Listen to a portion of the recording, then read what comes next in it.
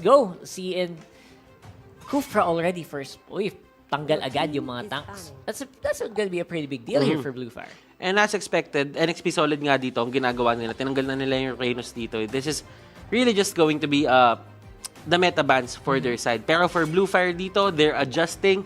They take out Yawi's hero, Kufra, tapos tinanggal nila yung Selena ni Chester. That's right. So, there's a bit of a thing here na medyo pinapatay nila yung tempo ng NXP Solid dito sa pagkuha netong pagban netong mga heroes na to. Kasi tatandaan natin, meron pa ring lucky factor kasi ang Selena. Sometimes pabato ka ng pana if it's in the right timing, right place, in the right time, may tatamaan kang isang malaking target, then that's going to be a kill for you. Yep. Most of the time, actually, you would know that.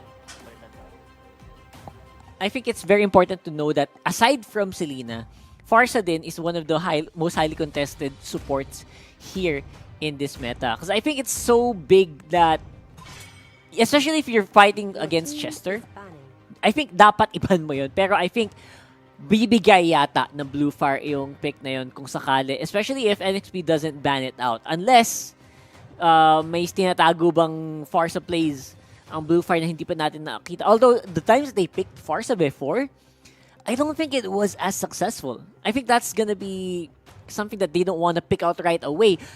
And Chu, I think magkakaroon tayo ng konting agawan in terms of the carries as well with a shared hero pool of Chu and H2O. That's gonna be, ano may mabibilang natin dito, yung Lancelot, yung Yisan Shin, and I think yung Claude lang talaga yung nag-iisang hindi nila kailangan yan. Hindi nila, ang tawag doon, hindi sila magkakaroon ng agawan eh. Blue Fire right now, Farsa nga, yeah.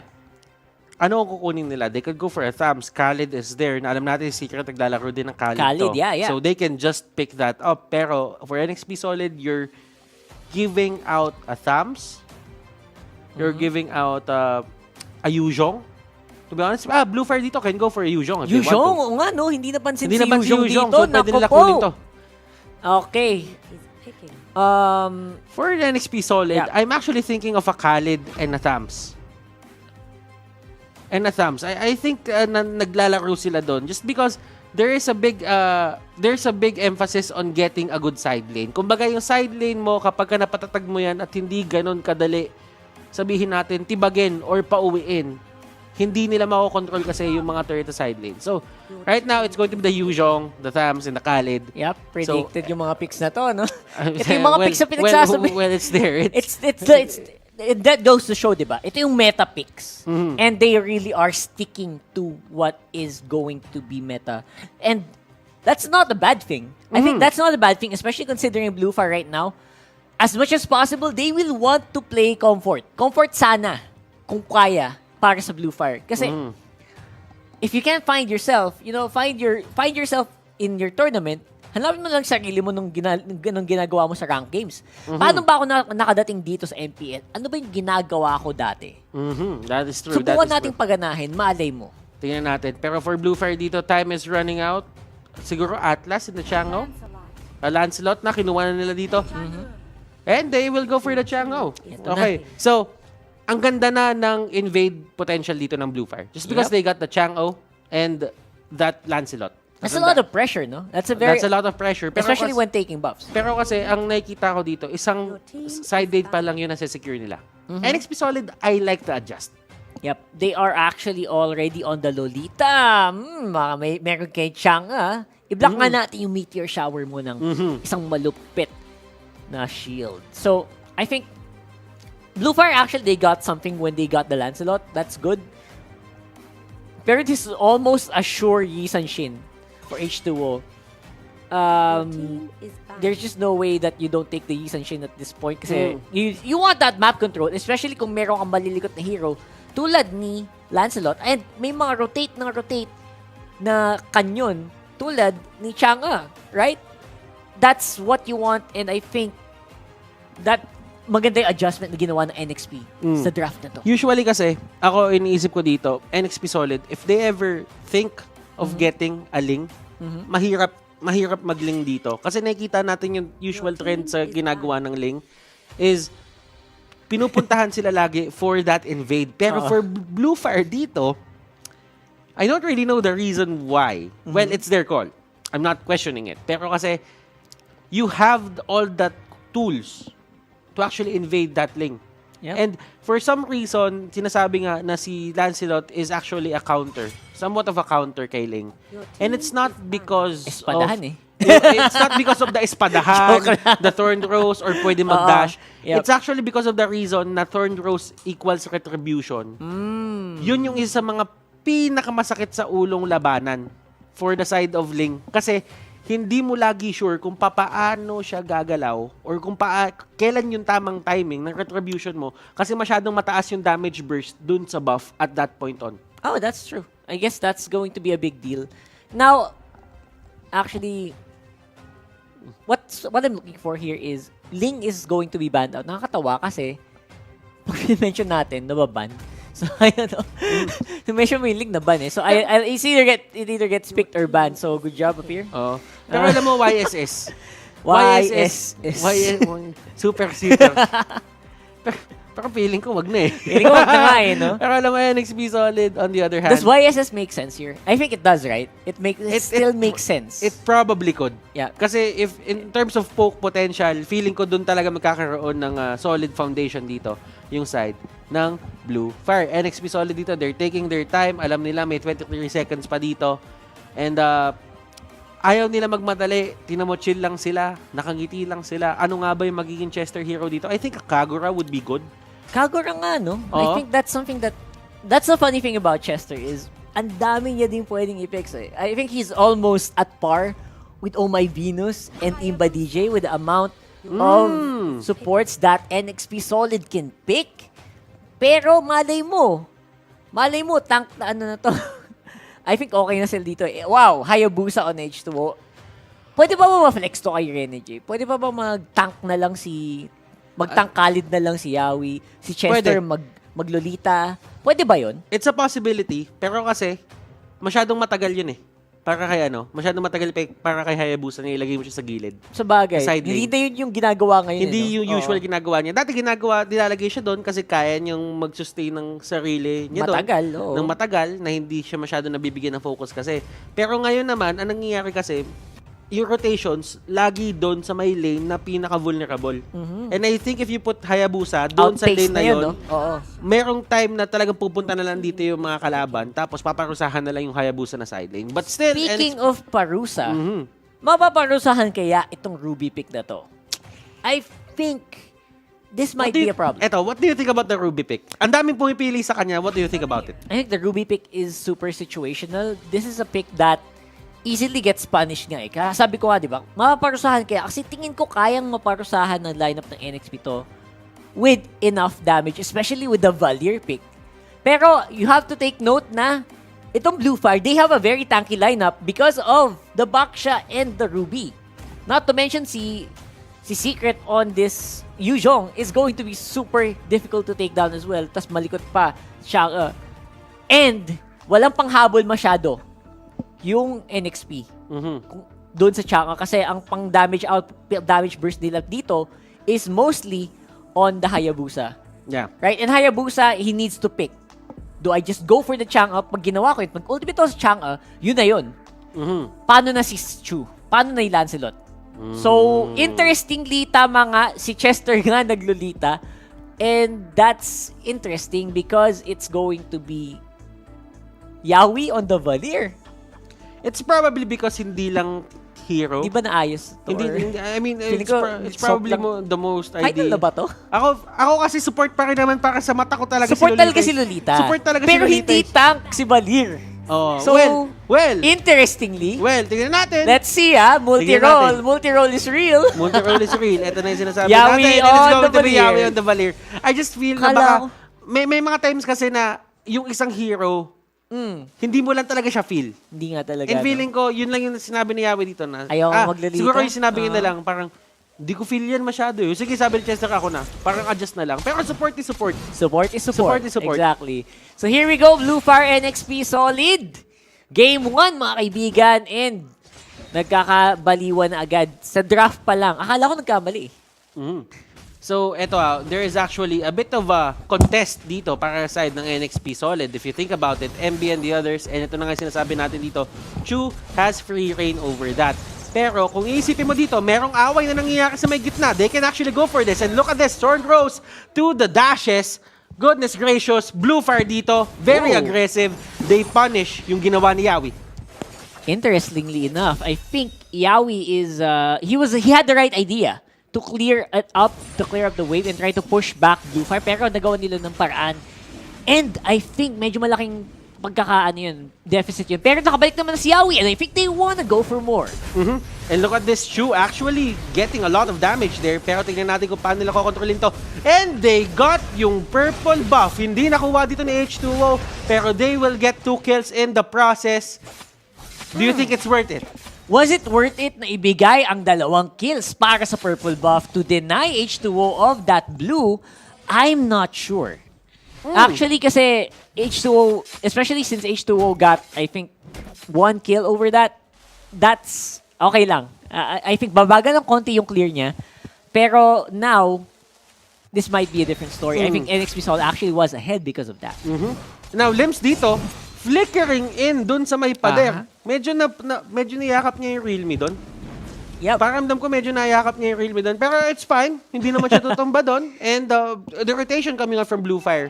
Medyo, sabihin na lang natin, they're actually controlling the pacing of the game. Yep. Ngayon, NXP Solid, what do they do? Ano yung plano nila dito? Kasi si Rene J, maganda yung lane niya dito sa baba. He's actually controlling this matchup against Secret. Pero ayun another punish na naman. Nako, napakalaking punish dun. Especially that, since that was Kripsu getting a kill. I think, as long as Blue Fire are controlling the waves, they don't care that they're losing the team fights. Gusto lang nila i-control yung wave. And bonus na lang siguro kung makapatay sila or hindi. And si Rene J dito, ang ganda ng pwesto niya. He's getting yung information na kailangan niya dito. They go in. He actually gets it. Chu actually gets that. Tingnan natin dito kung paano nila paparusahan to. And Chango will actually go down at the hands of the Hayabusa. Tingnan natin kung lalaban pa sila dito. Secret will just go away. Hindi na nila pipilit yung issue doon, Rockard. Palitan ng palitan na. I think it's difficult to say who's really ahead in this game, even though, looking at the map, they are going to go for Limbs right away. The punish on that Ruby is so critical. At nakuha pa rin ni Chu yung kanyang buff. And that is... The supports dito, medyo nagkakaroon, yung mga tanks, yung mga supports, nagkakaroon sila ng mga oras na medyo talagang go overextend sila. They really want to do something. But, ang pinaka-naging problema, Rockheart, is they get caught off guard. Oh my God. Okay, pero ang maganda dito for Blue Fire is they still get that turtle buff, which denied from H2O means na hindi basta-basta maka-burst down H2O ng mga target. Although, ang maganda naman kay H2O is he got the double buff this time. So, meron ng malakas na energy regen, he could go for the bottom lane. They could actually go for the bottom lane. That is true. Pero dun sa may taas, nagkakaroon din ng onting, not onte, pero a full-blown push on that side. Secret dito, tatakbuhin niya na lang yan. He's not going to risk that. Bibigay na lang niya. Kasi patas naman na eh. Nakuha na yung taas. So might as well just give the bottom lane turret. Oh, MB on the back foot. Look at that. Kripsu forced to flicker out and they are still fighting over that orange buff. Talagang ayaw nilang ibigay kay H2O yung resources na kailangan niya para umunlad. Right now, purple lang ang hawak niya. They know that they have to. Ito yung sinasabi natin eh. Kumbaga, kung gusto mong i-shut down yung mid lane, you get all the buffs. Pero kasi ang nangyayari dito, Rockheart, for the side of NXP Solid, yung side lanes. Side lanes, Yung side lanes nila matibay.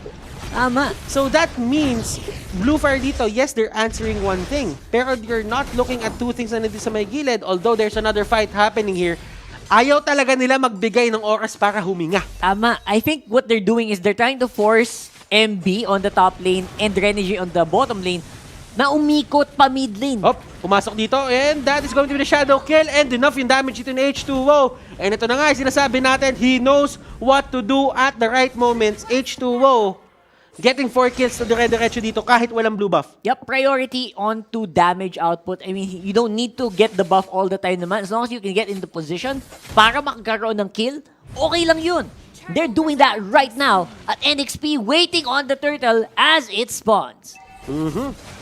So they actually try to go for this. Lancelot, si Chu, wala siya sa area.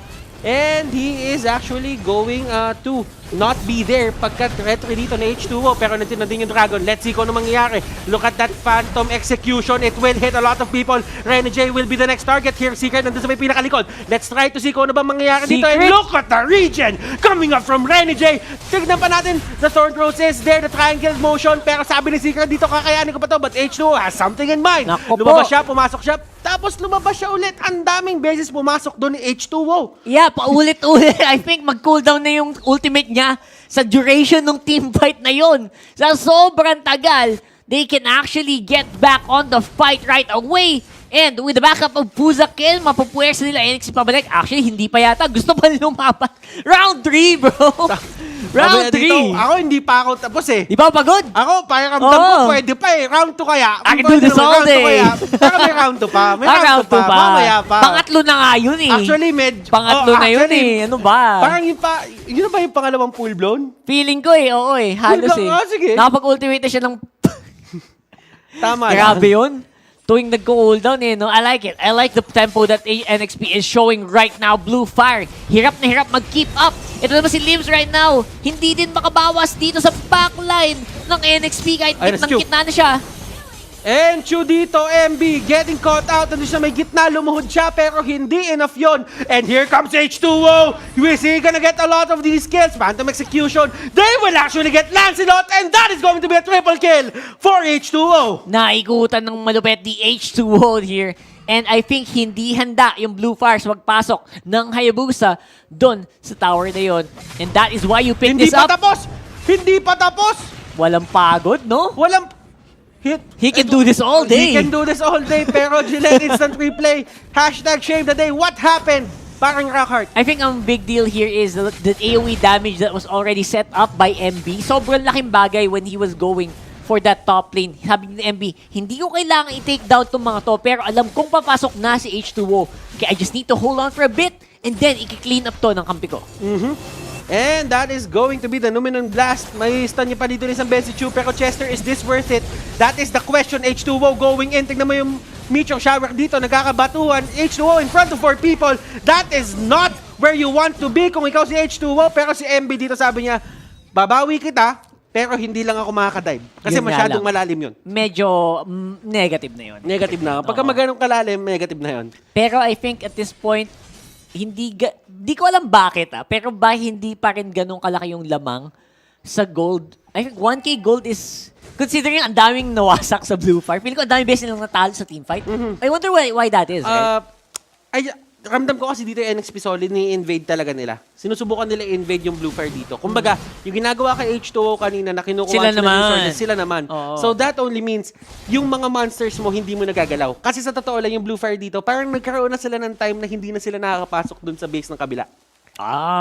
Sa jungle pala, hindi sa base. So wala na, hindi mo na kayang ma-denayan itong Hayabusa. And now, because of that, yung Hayabusa, kaya nang mag-full steam ahead. Kumbaga, kaya nang dumire-direction ng laban because the energy just keeps regenerating dahil lagi nga siyang may buff. And alam mo, si MB dito, sabihin na lang natin, 316 ang kanyang galawan. But still, that is going to be the Festival of Blood. A lot of regen coming out for his side. Mahirap Limbs i-take dito down at a yan. 045. Pero kasi as long as naitatank talaga ni Limbs yung mga damage output na ginagawa dito ng NXP Solid is doing his job. H2O going in. And that is the power of a Hayabusa. Ang dali niyang mag-push ng turrets. Pero that is going to be the Lancelot going down. Tingnan mo yung secret dito. Isang dragon na lumilipad. Nag-drawing ako niyan. Pero muntik na akong masisante. Rene J on the other hand, pumaharap dito sa 5. Yep. Actually, hindi 5. 3 na lang pala. 3 na lang. 3 na lang at that point. Pero si Rene J gusto pa rin. Makunat ko, yeah. Makunat si Kuya Rene J. And now, the rest of NXP, hindi naman nabawasan. Kaya lumaban sa gitna. Wow! They actually go in. Nung nahatak, sabi niya, sige, sama kami. Bro, sama Thank kami you. dyan. Bro, sama kami dyan, ha? Libreng flicker. Bro, sama Libreng kami dyan. flicker in, man. Blue Fire dito, they look good dun sa early stages ng laro. Pag-usapan natin yung Blue Fire dito, nakikipag-trade sila eh. Paulit-ulit. Paulit-ulit, nagagawa nila ng paraan, yung mga bagay-bagay na hindi sila malamangan ng todo dito ng NXP Solid. But the thing is, yes, nakokontrol mo si H2O, but the time na nakuha ni H2O yung Shadow Kill, gumawa na si H2O ng mga paraan para makakuha siya ng sarili niyang mga kills. Ma-convert niya yung shadow kill na yon na every time nag-up yun, may kill siya nakukuha. And hinahanap niya lagi si Crypso. And once Crypso goes down, actually malaking bawas din ng Blue Fire ang nawawala. If mapapansin mo, that's been happening, and Secret naman hindi din makapagtagal sa gitna ng labanan dahil kayang-kaya siya ng damage output ni Yawi and ni MB. So, right now, Blue Fire, do you have what it takes? That is the question. Secret dito. Tingnan natin kung paano niya haharapan dito NXP Solid. Feeling ko si Secret dito yung may napakalaking role kasi kailangan niya gamitin yung Dragon. Yung Dragon nahahawi sa lahat. Tama. Pero ang problema, yung Dragon, ang lambot ngayon. Pansin mo? Wag mo sabihin sa akin. Hindi kasi yung bawas, hindi siya matangke. Usually yung pag dragon form, di ba? Hindi kayang ang kunat niyan. Pero kanina nang lambot dahil kay H2O and kay Yawi.